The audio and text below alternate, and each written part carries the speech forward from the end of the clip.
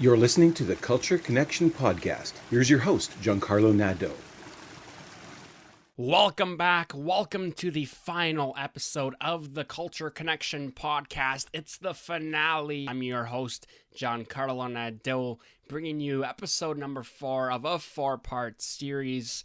We took a look at residential schools. We took a look at what is being taught within a high school curriculum relating to Indigenous studies. We also had the opportunity to meet and hear stories from an Indigenous person. This episode, we get to wrap it all up. This episode, we speak about the importance of truth and reconciliation and the importance of striving to continue to learn more about Indigenous people and their past. Truth and Reconciliation and Orange Shirt Day takes place on September 30th. Orange Shirt Day is an Indigenous-led grassroots commemorative day intended to raise awareness of the individual, family, and community intergenerational impacts of residential schools. I think it's a super important day.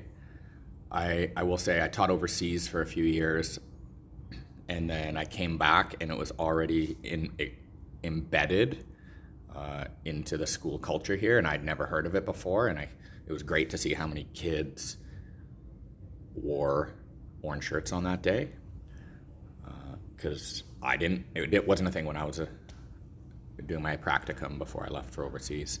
I will say the other part of Orange Shirt Day, and I think it's just heightens its importance a couple years ago when they found the graves in Kamloops, and I think that's just reignited the importance of, hey, we're all allies in this truth and reconciliation.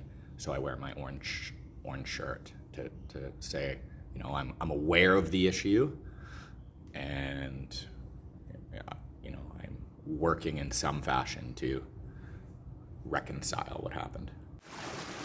There were 140 federally run residential schools in Canada that operated between 1867 and 1996. Survivors advocated for recognition and reparations. The orange shirt is a symbol of the stripping away of culture, freedom, and self-esteem experienced by Indigenous children over generations. On September 30th, Canadians are encouraged to wear orange to honor the thousands of survivors of residential schools.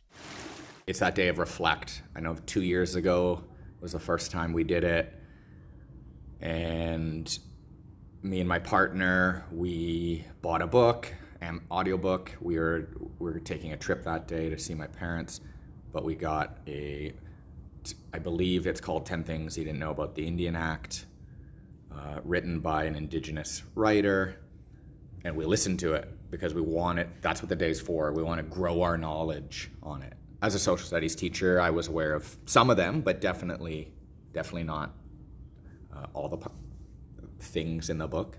So that was great, to learn about the issues where it's rooted in the Indian Act.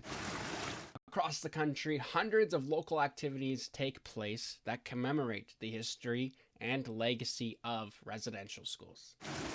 This year's, we also went to Trout Lake, and they had a big concert, drum circle, Indigenous acts, and just being there, recognizing what that day is. And it was hugely popular, and I think that's a standard I want to take part in for that stat, is get engaged in something in the community, because I just think allyship is the absolute least you can do.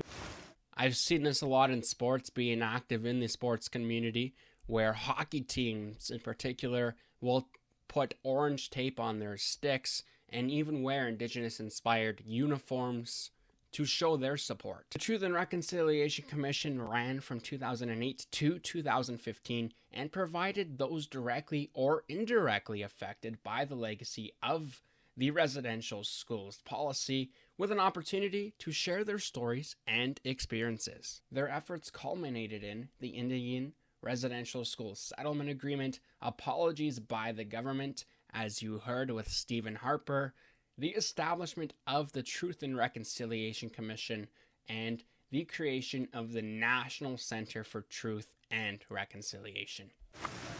I'm 38 years old. I didn't talk about any of this in high school, even History 12, nothing. There was no Indigenous education. I didn't learn about it until I was at university.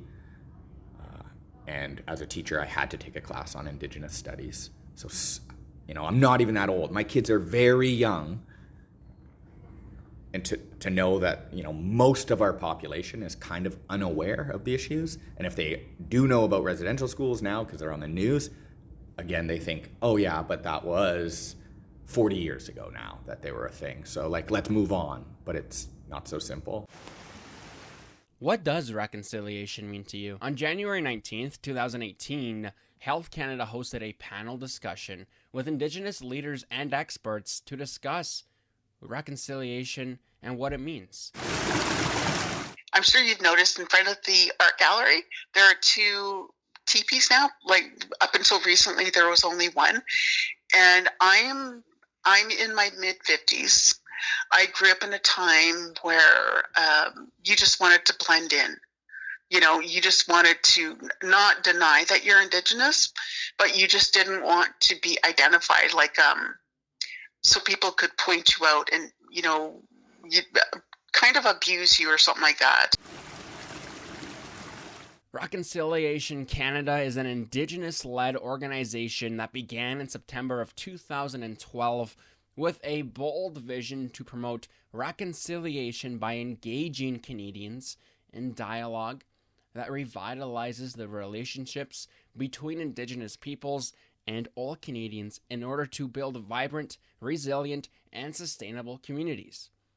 It's a vision based on a dream held by Chief Dr. Robert Joseph, Reconciliation Canada's ambassador, to witness tens of thousands of people of every culture and faith walking together for a shared tomorrow. This truth and reconciliation, I know it's wonderful. My mom was a part of it, as my brother was. And it really doesn't affect me in any way. I just want to blend in. I want to do my job. I want to live happily. I have so many friends who have different races, and I think we all need to be treated with respect. Truth and reconciliation for Canada's Indigenous people has certainly been a challenge, but the Canadian government and Indigenous people are slowly coming together to work with one another in hopes of creating progress towards truth and reconciliation. And there's a lot more to this story that needs to be talked about, and I'm very thankful Canada, BC, and specifically Sutherland prioritizes that, and so our communities can grow, because the part about the reconciliation, it's gonna take time. As this podcast comes to an end, I want to thank you once more for joining me. Thank you for taking time out of your day, for tuning in to these podcasts, and for wanting to learn about Indigenous people and their rights. It means a lot to me to have you on board for this podcast. I also want to thank my great guests, Candy and Mr. Verney. You guys rock. Thank you for bringing your stories to the forefront of people's attention. It truly is inspiring and truly gives me hope that the progress towards reconciliation will continue and will improve. I would like to conclude this show with a quote by Canadian singer, songwriter, and activist Gord Downie, who earned the Order of Canada for his work on Indigenous issues. I have always wondered why, even as a kid, I never thought of Canada as a country. It's not a popular thought. You keep it to yourself. I never wrote of it as so. The next 100 years are going to be painful as we find out about ourselves, about all of us. But only when we do can we truly call ourselves Canada. For the very last time, this is John Carlo Nadeau, signing off from the Cultural Connection podcast on the Evolution Podcast Network.